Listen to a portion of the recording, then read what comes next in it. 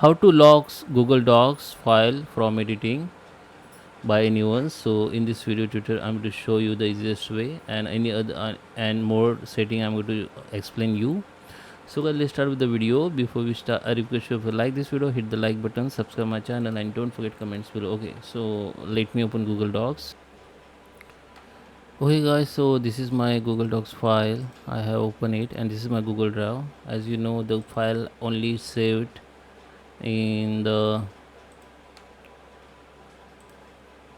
Google Drive only. Whatever you create in Google Sheet, Google Docs, it is only save in your Google Drive account. Okay, you need to just log in with your account and just go to the Google Drive. Then Google Drive will be open, and from here also you can create the Google Docs and Google Sheet and any other files. Okay, so I have opened my file here. Okay, so if you want to share this file to others and make sure it is locked or not able to edit by anyone, nobody able to edit this. So this is one setting while you share this file. Okay, so here just open that file, or simply you can just find that file in Google Drive and go to the share.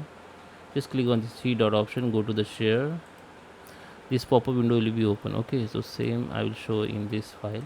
Just go to the share button, the same window will be open. Okay, now here this is your email ID, your order. You can edit, and you can do anything because you're owner. Okay, so now here you can see the general access. We need to just restrict it more. Okay, so you if you want to share this file to only one person or few person, 2 3 person, then you can add that people's email ID here and make it viewer only. Okay, don't make it editor. Editors means they can edit your file. Commenters mean they can suggest changes on your file.